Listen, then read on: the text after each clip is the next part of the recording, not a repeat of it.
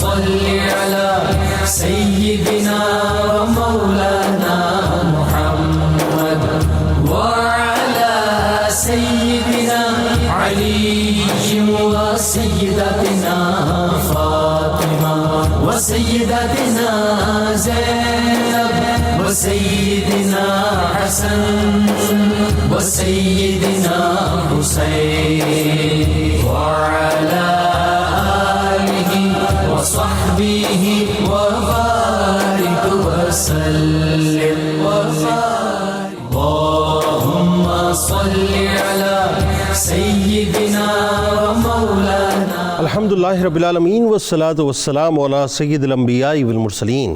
اللہم صلی علی سیدنا و مولانا محمد وعلی آلہ واصحابہ وبارک وسلم وصلی علیہ. دنیا کے تمام دیکھنے والوں کو، تمام چاہنے والوں کو، تمام پیار کرنے والوں کو، اور جہاں جہاں تک اس وقت میری آواز کو سنا اور مجھے دیکھا جا رہا ہے، جنید اقبال کی جانب سے انتہائی محبت کے ساتھ السلام علیکم. ایک بار پھر ناظرین، آپ کو پر نور صبح میں صبح نور کے ساتھ میں دل کی گہرائیوں سے خوش آمدید کہتا ہوں. اور آئیے چلتے ہیں حضرت ابو انیس محمد برکت علی علیہ رحمہ کی تالیف اسماء نبی کریم صلی اللہ علیہ وآلہ وسلم سے رسول اللہ صلی اللہ علیہ وآلہ وسلم کا ایک اسم مبارک پڑھنے اور سننے کی سعادت حاصل کرتے ہیں. سیدنا المخبر صلی اللہ علیہ وآلہ وسلم، ہمارے سردار، خبر دینے والے. درود و سلام بھیجے اللہ آپ صلی اللہ علیہ وآلہ وسلم پر، آپ صلی اللہ علیہ وآلہ وسلم کے آل پاک پر اور صحابہ کرام رضوان اللہ تعالیٰ علیہم اجمعین پر. حضرت اسماء رضی اللہ تعالیٰ عنہا سے مروی ہے کہ میں نے رسول اللہ صلی اللہ علیہ وآلہ وسلم کو سنا کہ کیا میں تم میں سے بہترین لوگوں کے بارے میں خبر نہ دوں؟ صحابہ کرام رضوان اللہ تعالیٰ علیہم اجمعین نے عرض کیا کہ یا رسول اللہ صلی اللہ علیہ وآلہ وسلم کیوں نہیں؟ آپ صلی اللہ علیہ وآلہ وسلم نے فرمایا کہ تم میں سے بہترین لوگ وہ ہیں کہ جب انہیں دیکھا جائے تو اللہ یاد آ جائے. ناظرین کرام، ایک ایسی ہستی کی بارگاہ میں ہم چل رہے ہیں انشاءاللہ جنہیں دیکھ کر واقعتاً اللہ یاد آ جائے. حضرت مولانا جلال الدین رومی علیہ رحمہ کی بارگاہ میں انشاءاللہ آج حضرت عقیدت پیش کریں گے کہ بلخ کے آسمان پر عشق و محبت کے مہتاب بن کر پوری دنیا میں پچھلے 800 برس سے تصوف کی کہکشاں میں جگمگانے والے، مشرق سے لے کر مغرب تک کو اپنی مٹھاس کی طاقت سے اسیر بنانے والے، اپنی معتدل تعلیمات کی بنیاد پر مغرب کی درسگاہوں کے دروازے اپنے پیغام کے لیے کھلوانے والے، دنیا کو معرفت الہی کا جام پلانے والے، عشق و محبت کے سفیر علامہ اقبال علیہ رحمہ کے پیر رومی خاک را اکسیر کرد از غبارم جلوہ تعمیر کرد، کہ پیر رومی نے خاک کو اکسیر بنا دیا اور میری خاک سے کئی جلوے تعمیر کر دکھائے. اور کہیں حضرت سیدنا شمس الدین محمد تبریزی علیہ رحمہ کی محبت کے اسیر کہ مولوی ہرگز نشد مولائے روم تا غلام شمس تبریزی نشد، کے سانچے میں ڈھلنے والے محبت کے پیامبر حضرت مولانا جلال الدین رومی رحمۃ اللہ علیہ کی بارگاہ ناظرین انتہائی شاندار اور عظیم ترین بارگاہ ہے، جن کا سلسلہ نسب امیر المومنین حضرت سیدنا صدیق اکبر رضی اللہ تعالی عنہ سے جا ملتا ہے. 7ویں صدی ہجری میں ناظرین، جہاں تاتاریوں کا فتنہ اپنے عروج پر تھا، معاشرہ بے یقینی، بے چارگی، مایوسی و خوف و ہراس کا مکمل طور پر شکار تھا، طوائف الملوکی کی تھی ناظرین ہر طرف عام تھی، قتل و غارت گری عام تھی، اخلاقی طور پہ دیوالیہ پن ہو چکا تھا، ہر طرف جنگ و جدل کا ماحول تھا. آپ رحمت اللہ علیہ کے دور میں ناظرین تقریباً 90 لاکھ افراد کو قتل کیا گیا اور مذہبی منافرت بہت زیادہ عام تھی. دوسری طرف ناظرین علم کلام اور عقلیت کی سرد ہواؤں نے عالم اسلام میں مشرق سے مغرب تک عشق کی انگیٹھیاں مکمل طور پہ سرد کر دی تھی. مولانا روم رحمت اللہ علیہ ناظرین ایک بار پھر عشق کی چنگاریوں کو اپنے کلام کے ذریعے سے بھڑکا دیا. مولانا رومی رحمت اللہ علیہ اپنے دور کے اکابر علماء میں سے تھے، فقہ اور مذاہب کے بہت ہی بہترین عالم تھے، لیکن آپ کی اصل شہرت ناظرین بطور ایک صوفی شاعر کے ہوئی. دیگر علوم میں بھی آپ کو مکمل طور پہ دسترس حاصل تھی. تدریس اور فتاوی کے ذریعے امت کی رہنمائی فرمائی. کئی کتب بھی آپ نے تصنیف فرمائی جس میں مثنوی شریف ناظرین اس کو ایک عالمگیر شہرت حاصل ہوئی. مولانا عبد الرحمن جامی علیہ رحمہ نے آپ رحمۃ اللہ علیہ کو خراج تحسین اس انداز سے پیش کیا کہ مولانا رومی کی کتاب مثنوی و مانوی فارسی زبان میں قرآن ہے. رومی کا سبق تھا ناظرین محبت. رومی کا پیغام تھا محبت، رومی کا مقصد تھا محبت، رومی کا اوڑھنا تھا محبت، رومی کا بچھونا تھا محبت، رومی کا ناظرین یوں کہہ لیجئے کہ اگر دوسرا نام کوئی رکھنا چاہے تو وہ سوائے محبت کے اور کچھ نہیں ہے۔ یہ امر ناظرین حیران کن ہے کہ مغرب کا خطہ رومی علیہ رحمہ سے اتنی عقیدت اور محبت رکھتا ہے کہ ان کے اقوال اور شاعری کو انگریزی اور دیگر زبانوں میں ترجمہ کر کے مثال کے طور پر پیش کیا جاتا ہے۔ اس کے علاوہ ناظرین امریکہ میں گفٹ آف لو کے نام سے پورا ایک مکتبہ فکر ہے جو رومی پر تحقیق کے مواقع فراہم کرتا ہے۔ مولانا رومی علیہ رحمہ کے نزدیک ناظرین یہ بات ناقابل قبول ہے کہ ایک عاشق کیسے غفلت کی نیند سو سکتا ہے، وہ کیسے محبوب سے ملاقات کے وقت غافل رہ سکتا ہے۔ ان کے نزدیک غفلت کی نیند محبوب کو ناگوار گزرتی ہے، جیسا کہ اللہ تبارک و تعالیٰ نے حضرت داؤد علیہ السلام کو ہدایت فرمائی کہ اے داؤد، جو لوگ میرے دائمی ذکر سے غافل ہو کر سوتے ہیں اور پھر مجھ سے محبت کا دعویٰ کرتے ہیں وہ جھوٹے ہیں۔ یہی مولانا روم علیہ رحمہ فرماتے ہیں کہ جب رات شروع ہوتی ہے، کیا خوبصورت درس ہے ناظرین، یہ دیکھیے، یعنی تزکیہ نفس کے انداز سے ہو رہا ہے کہ جب رات شروع ہوتی ہے تو عاشق اللہ کی شدید محبت میں گرفتار و سرشار ہو جاتا ہے۔ رومی نے یہ دعویٰ ناظرین زبانی نہیں کیا بلکہ عمل کر کے جو ہے سچ کر دکھایا۔ فرماتے ہیں کہ محبت یعنی محبوب کی شدید محبت نے میری نیند کو مکمل طور پر اپنی گرفت میں لے رکھا ہے، میں یقین نہیں کرتا کہ وہ دوبارہ کبھی آئے گی۔ مولانا روم علیہ رحمہ کے ناظرین کلام میں عشق و مستی، محبت شدید، عقیدہ توحید یعنی ایک توانائی کے ساتھ موجود ہے۔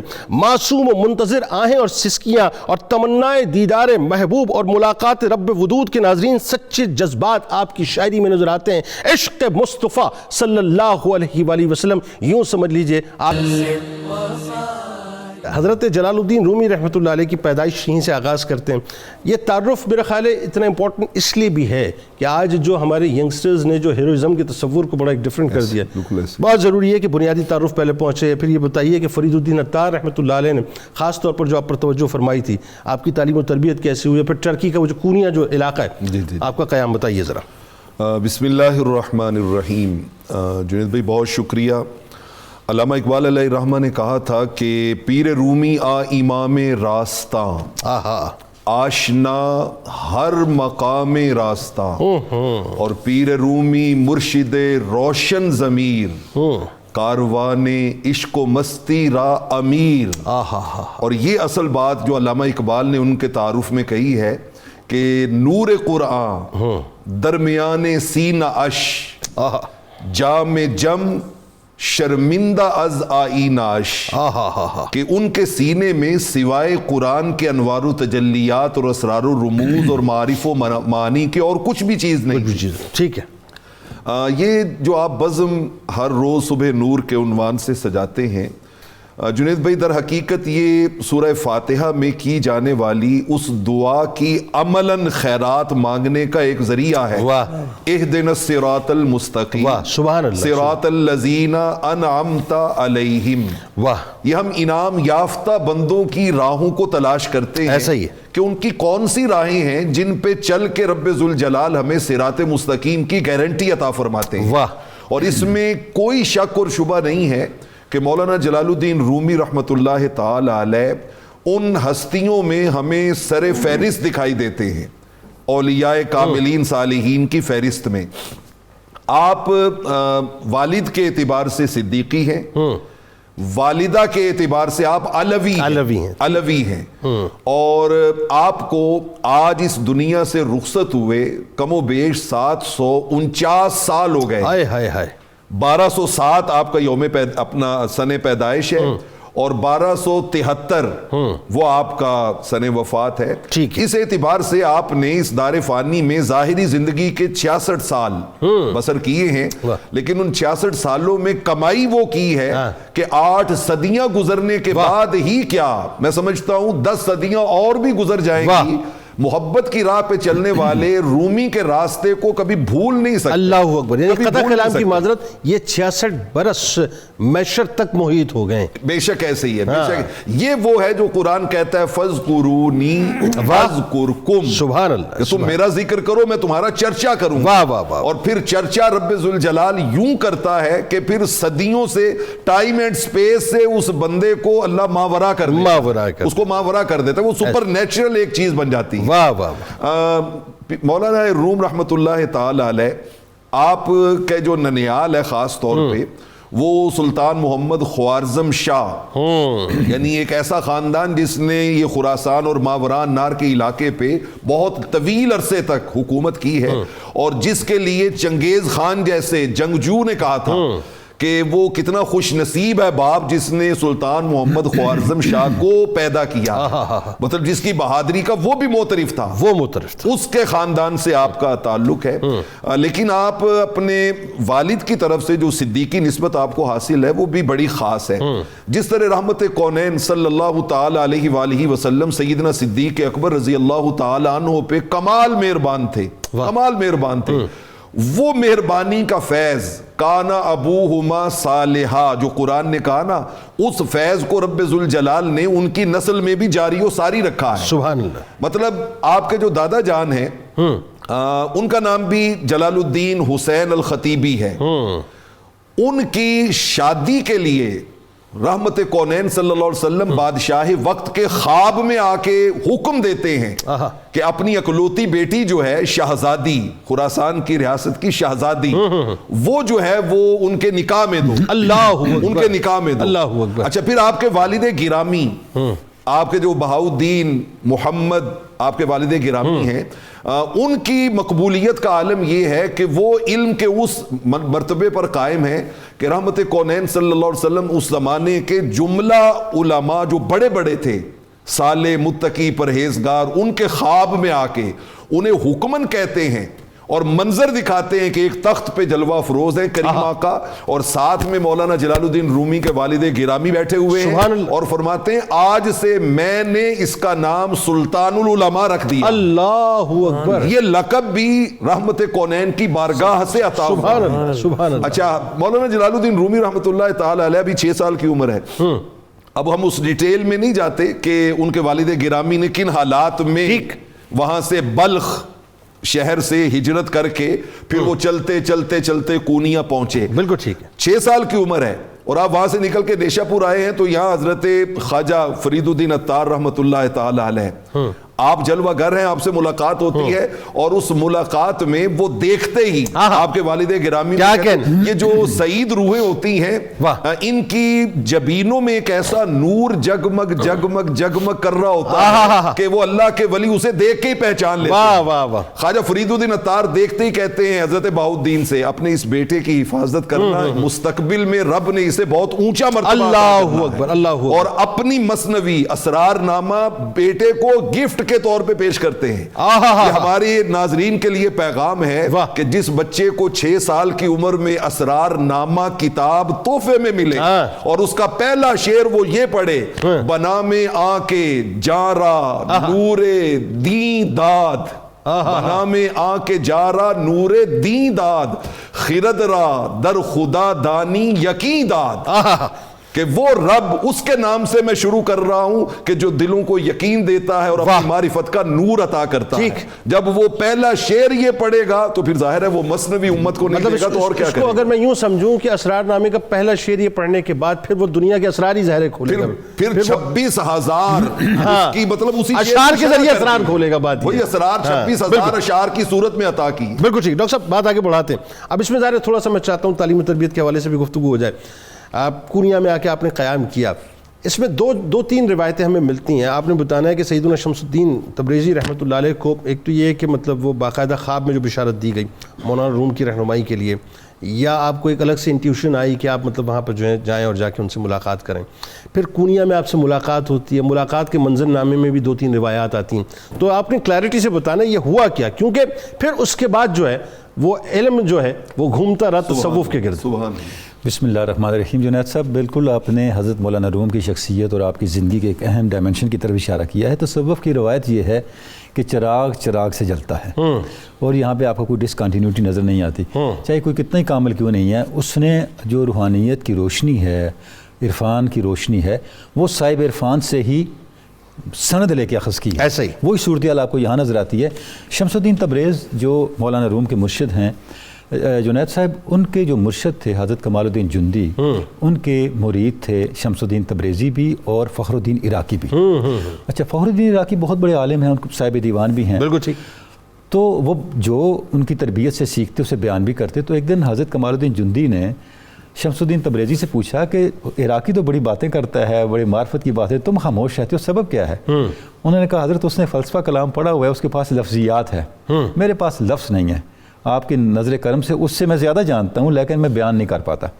آپ نے فرمایا کوئی بات نہیں, تیری تربیت میں ایسا عبقری شخص آئے گا جو تیری تعلیمات کو اس طرح بیان کرے گا کہ قیامت تک انہی کا چرچا ہو. تم کونیا چلے جاؤ. کیا کہن. وہاں ایک پیاسا بیٹھا ہے اور وہ اس کی جو چراغ کی لو ہے اسے تمہاری شعلے کی ضرورت ہے. یعنی اسے پراپر ڈیوائن پلان کا ہے. اچھا, سرکار علیہ السلام کی بشارتوں سے لے کے ابھی تک جو اب شمس تبریز کونیا تشریف لے آئے. تو درس تھا مولانا روم کا. تو مولانا روم کے درس میں جب گئے تو آپ پڑھا رہے تھے. آپ بہت بڑا آپ کا مقام تھا, جیسے علامہ صاحب نے بھی اس پہ بڑی تفصیل سے نوری صاحب نے روشنی بھی ڈالی ہے. تو جب آپ پہنچے تو آپ نے دیکھا کہ مولانا روم فلسفے کا درس دے رہے ہیں. تو آپ نے دیکھتے پوچھا یہ تو آپ کیا پڑھا رہے ہیں, کیا ہے؟ تو مولانا روم نے دیکھا ایک درویش سا ہے, پراگندہ حال, بکھرے ہوئے بال, لباس خاک آلود, تو اس کو کیا پتا. تو اب جو مکالمہ ہوا اس کو علامہ اقبال نے بیان کیا. وہ بتائیے.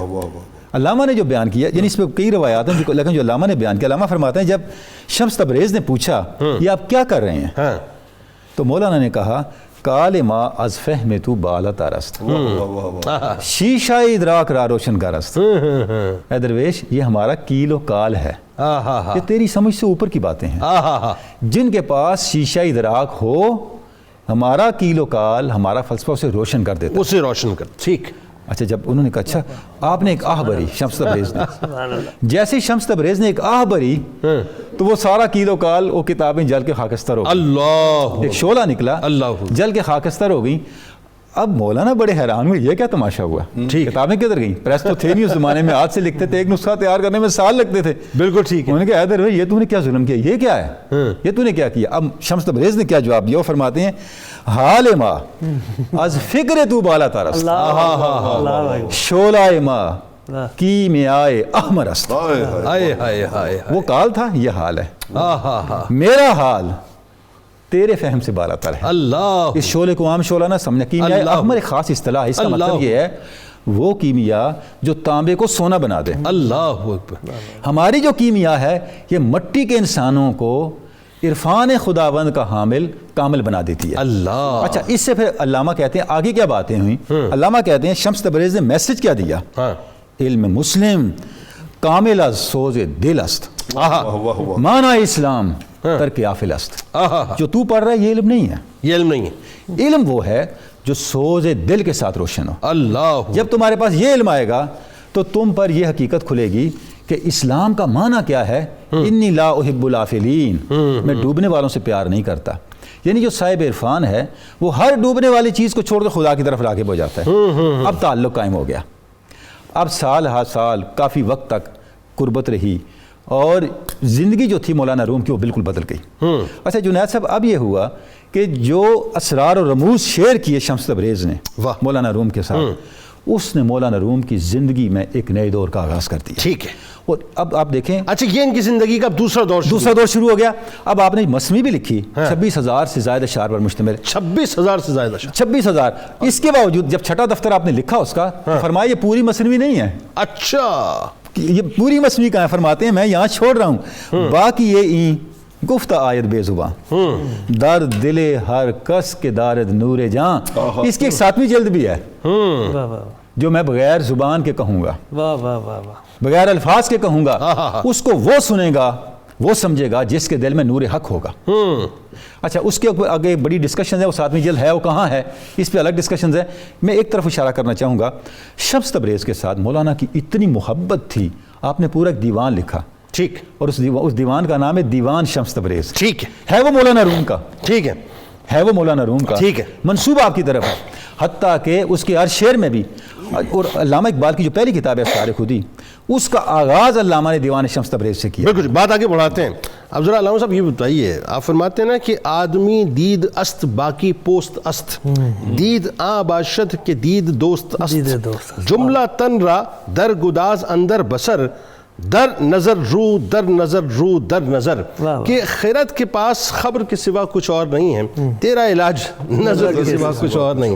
اچھا اب ذرا یہ بتائیے کہ ایک جو خاص مولانا روم رحمۃ اللہ علیہ، حضرت شمس الدین تبریز رحمۃ اللہ علیہ کی محبت کا معاملہ ہے، تھوڑا سا ذکر جو ہے وہ ڈاکٹر صاحب نے فرمایا، میں چاہتا ہوں ذرا اس محبت کے گرد ہمیں بھی تھوڑا سا گھمائیں، یہ محبت تھی کیا؟ بہت شکریہ۔ بھی جیسے ڈاکٹر صاحب نے بیان کیا کہ انہوں نے تو اپنے دیوان کو بھی انہی سے منسوب کر دی، اور یہی رنگ ہمیں نظر آتا ہے کہ جب آپ حضرت شمس الدین تبریزی سے ملاقات کرتے تھے تو پہلے روزہ رکھتے تھے، آپ فرماتے تھے روح کا بھی غسل کرنا چاہیے، پھر غسل کر کے ملاقات ہے، اور پھر اتنے دن ہمیشہ روزے میں رہتے تھے۔ اب آگے محبت دیکھیں، مولانا روم کا ایک یہ تھا کہ آپ یہ بٹن کھلے رکھتے تھے، اس کی کیا حکمت تھی؟ تو جیسے ہی کوئی شخص آتا اور آ کے آپ کے پیر و مرشد کا نام لیتا حضرت شمس تبریز، تو ایسے ہی اتار کے دے دیتے، جو کچھ ہوتا وہ سارے کا سارا لٹا دیتے۔ اچھا، اس سے کچھ لوگوں نے فائدے بھی اٹھائے۔ ایک اسی طرح کا نوسر باز آیا اور اس نے آ کے کہا جی میری آج حضرت شیخ سے ملاقات ہوئی ہے۔ اب محبت دیکھیں یہاں، جب کہا ملاقات ہوئی ہے تو آپ نے اسی وقت اپنی قمیض اتار کے دے دی، جو کچھ درم و دینار تھے وہ بھی دے دیے۔ تو آپ کے ایک جاننے والے اس نے عرض کی حضور یہ ایسے آپ کو بات کر رہا ہے، یہ تو ادھر سے آیا ہے، اس کی کہاں ملاقات ہوئی؟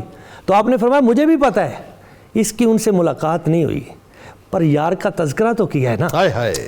آگے فرمایا اگر یہ واقعی ملاقات کر کے آتا تو میں اسے صرف قمیض نہ دیتا، میں اسے اپنی جان دے دیتا۔ اور اس سے وہ محبت کا پتہ چلتا ہے۔ جب آپ نے خط لکھا تھا، جب آپ چھوڑ کے چلے گئے تھے واپس، تو اس وقت آپ نے اپنے بیٹے کو بھیجا خط دے کر، تو اس میں آپ نے یہی کہا کہ اے حضرت شمس تبریز، اے میرے حضور، آپ کے بن ہماری شامیں اور ہمارے دن اداس ہیں، اور میرا وہ حال ہے جیسے شہد بغیر موم کے اور موم بغیر شہد کے، اور جب سے آپ تشریف لے گئے ہیں تو نہ میری زبان سے کوئی شعر نکلا ہے نہ غزل، تو اپنے نالین کا رخ مہربانی کر کے ہماری طرف کیجئے۔ تو بیٹے سے کہا ان کو ساتھ لے کے آنا ہے۔ اب آپ دیکھیں جب یہ محبت عروج کو، نقطہ عروج کو پہنچتی ہے، تو پھر آپ یوں کہتے ہیں کہ آپ فرماتے ہیں پیر کامل صورت ذل الہ، پیر کامل صورت ذل الہ، یعنی دید پیر دید کبریا، اور آپ فرماتے ہیں ہر کے پیر و ذات حق را یک نہ دید، ہر وہ شخص جو اپنے مرشد کریم اور ذات حق اس کو ایک آئینے میں نہیں دیکھتا، ہر کے پیر و ذات حق را یک ندید، نئے مریدو نئے مریدو نئے مرید۔ پھر کیفیت یہ بھی تو آ جاتی ہے نا کہ نمی دانم کے آخر چوں دم دیدار می رقصم، مگر نازم بائیں ذوقے کہ پیش یار می رقصم۔ یہ اچھا، یہ تو اپنے مرشد کریم سے ان سے محبت ہے، آپ کا فلسفہ ویسی محبت کا ہے، ہر ایک سے محبت۔ یعنی آپ دیکھیں کہ آپ کے ایک بڑے قریبی ہیں مولانا، وہ بیان کرتے ہیں کہ مجھے ایک مرتبہ آپ نے 2 درم دیے کہ جاؤ کھانا لے کے آؤ، میں گیا 1 درم بچ گیا، ایک سے ہی کھانا آ گیا، میں لے کے آیا، تو آپ وہ کھانا لے کے صحرا کی طرف نکل پڑے۔ تو میں بڑا حیران ہوا یہ کہاں جا رہے ہیں؟ جو دیکھا تو وہاں پہ ایک کتیا نے بچے جنے ہوئے تھے اور وہاں ان کو پیش کر رہے ہیں۔ تو میں حیران ہوا حضور یہ آپ نے کیا کیا؟ تو فرمایا چند دنوں سے یہ بچے یہ ابھی چلنے کے قابل نہیں ہیں، تو پریشانی تھی، 7 دن ہو گئے، میں اسی لیے اس مقام پہ ٹھہرا ہوا ہوں تاکہ ان کی پرورش کر کے جاؤں۔ یعنی ساری انسانیت سے محبت، مخلوق خدا سے محبت، اور یہی بات اپنے اس واقعے میں بیان کرتے ہیں جب حضرت موسیٰ علیہ السلام کا ذکر آپ فرماتے ہیں کہ موسیٰ علیہ السلام آپ کی ایک چرواہے سے ملاقات ہوئی، تو اس نے کہا کہ کاش رب مجھے مل جاتا تو میں اس کی کنگھی کرتا، میں اسے کھلاتا پلاتا، میں اللہ کریم کی۔ تو آپ نے فرمایا بارگاہ رب العزت میں تو اس طرح کلام کرتا ہے، یہ بات کرتا ہے، یہ کیا کر رہا ہے؟ تو وہاں پہ تو ادب کی، تو جس وقت یہ بات کی تو اللہ کریم نے فرمایا پیارے موسیٰ، میرا بندہ مجھ سے ہم کلام تھا، ہم لفظوں پہ توجہ نہیں دیتے، ہم تو اس کے اصل جذبے پہ توجہ دیتے ہیں۔ تو اس مقام پہ یہ شعر آپ نے کہا کہ اللہ کریم نے فرمایا تو برائے وصل کردن آمدی، نئے برائے فصل کردن آمدی، تو دنیا میں جوڑنے کے لیے آیا ہے، توڑنے کے لیے نہیں آیا۔ اب اس ایک بات کو اگر ہم پکڑ لیں آپ فرماتے ہیں اس دنیا میں مشاہدے سے یہ بات ثابت ہو چکی ہے کہ جو تم بو گے وہی کاٹو گے، ایسا ہی تو کیوں نہ ہم دنیا میں محبت کے بیج بوئیں تاکہ پیار کی فصلیں جوان ہوں۔ آج کی یہ ضرورت ہے، آج کے وقت کی یہ ضرورت ہے۔ آپ کہتے ہیں کہ یہ جو محبت ہے، آپ فرماتے ہیں اس کی اس وقت سب سے زیادہ ضرورت ہے۔ اور ایک خوبصورت بات میں حضرت جناب مسیح سیدنا عیسیٰ علیہ السلام کا آپ نے حوالہ دیا، فرمایا ایک دانا شخص نے آپ سے عرض کی حضرت عیسیٰ علیہ السلام سے کہ حضور آپ عظیم ہستی ہیں، آپ بتائیں کہ سب سے خوفناک شے کیا ہے اس کائنات میں؟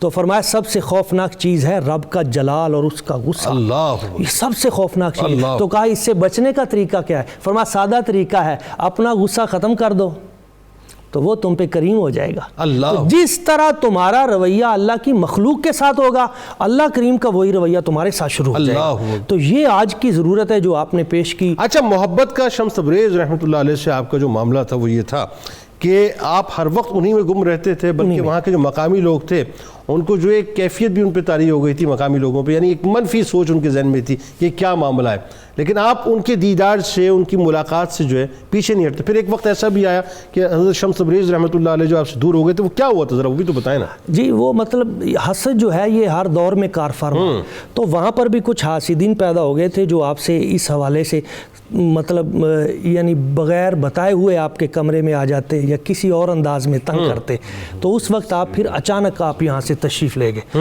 اور پھر جب بعد میں آپ نے ہجر و فراق میں وہ خطوط لکھے، پھر آپ نے کرم نوازی فرمائی۔ تو یہ ہر دور میں رہا ہے، اور اس میں بھی ہمارے لیے تعلیمی پہلو ہیں کہ ہم حسد کو نکالیں، اور یہ پوری مثنوی اسی پہ آپ بار بار اسی بات کو کہتے ہیں کہ تم اس کو دل سے نکال دو حسد کو، پھر بھی کامیابی ہے۔ ٹھیک ہے،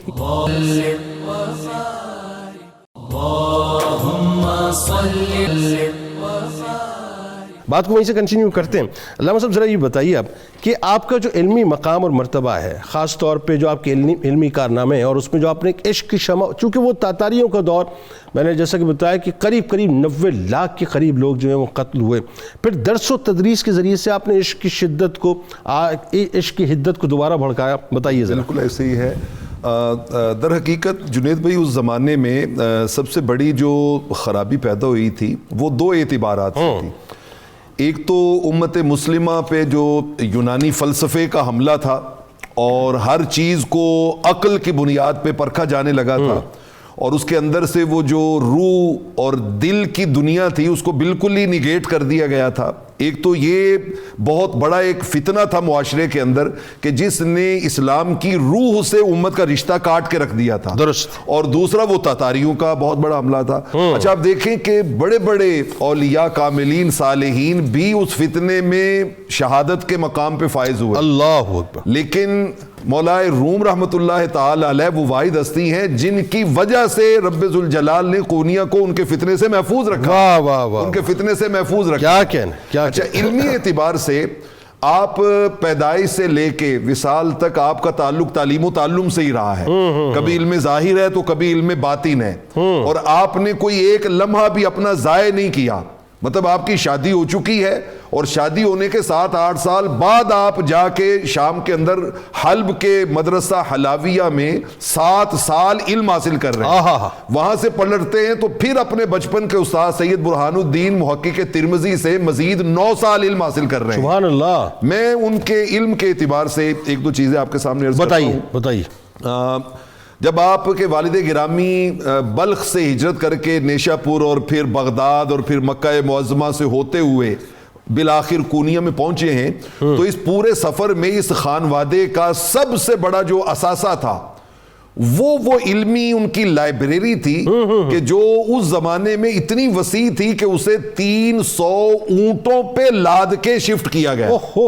300 اونٹوں پہ وہ لائبریری جو تھی وہ لاد کے شفٹ کی گئی ہے، اور وہ ساری سیدنا مولا حضرت مولانا جلال الدین رومی رحمۃ اللہ تعالی علیہ ان کتابوں سے گزرے ہوئے تھے۔ اللہ۔ اچھا ایک دن آپ باز کر رہے تو جیسے اپنا ڈاکٹر صاحب نے بات کی کہ حاسدین ہر زمانے میں ہوتے ہیں، تو ایک حاسد نے اس نے کہا جی ہفتوں ایک سپیچ تیار کرتے ہیں اور اس کے بعد آ کے وہ ڈیلیور کر دیتے ہیں، تو اس میں ایسی کون سی علمیت کی بات ہے؟ یہ تو کوئی بھی بندہ جو ہے وہ یہ کر سکتا ہے. ٹھیک ہے. آپ نے فرمایا اچھا بھائی چلیں آج ایسے ہے کہ آپ کوئی موضوع بتا دیں، ٹھیک ہے، تو ہم اس موضوع پہ کلام کر لیتے ہیں. درست. تو انہوں نے کہا جی آپ آج سورہ والضحیٰ پہ کلام کریں. آئے ہائے ہائے. تو اس زمانے میں طریقہ یہ تھا کہ پہلے قاری قرآن اس سورت کو پڑھتے تھے اور پھر اس کے بعد جو ہے وہ مدرس جو ہے وہ اس کی اللہ اکبر.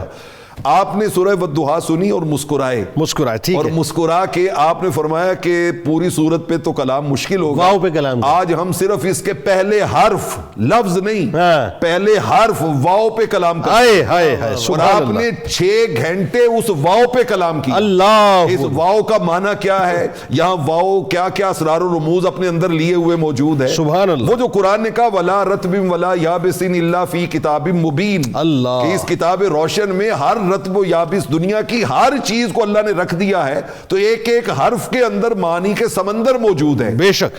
اچھا ایک دن آپ واز کر رہے ہیں تو اسی طرح ایک لغت کا ماہر، ہم اسے اپنی زبان میں نحوی کہتے ہیں. ٹھیک ہے. نحوی. ٹھیک ہے. اور وہ جو علم ہوتا ہے اسے علم النحو کہتے ہیں. وہ اپنے شاگردوں کو ساتھ لے کے آگے بیٹھا ہوا ہے اور وہ اس غرض سے آئے ہیں کہ بڑا شورا سنا ہے، دیکھیں کہ وہ لغت کے اندر ان کی کتنی مضبوطی ہے اور وہ اس علم کے اندر کیا ان کی دسترس ہے.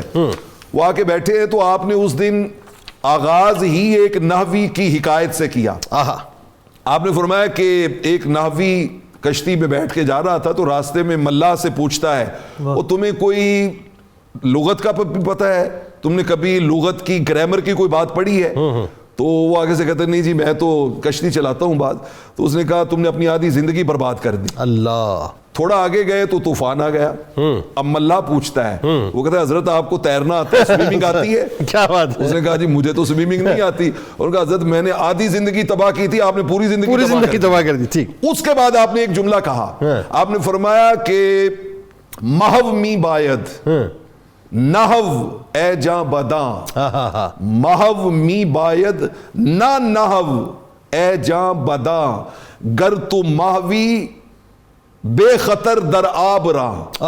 آپ نے فرمایا کہ لوگ نحوی بننا چاہتے ہیں، ہم ان کو محوی بنانا چاہتے ہیں. اللہ. اور محوی کا مطلب یہ ہوتا ہے کہ جو اپنی خواہشوں کو مٹا ڈالے. واہ واہ واہ. جس کو قرآن نے 11 قسمیں اٹھا کے کہا کہ قد افلح من زکاہا وقد خاب من دساہا. فرمایا ہم لوگوں کو محوی بنانا چاہتے ہیں، لوگ یہاں ناوی بننے کے لیے آتے ہیں. وہ توبہ کر کے آپ کے قدموں میں گرے.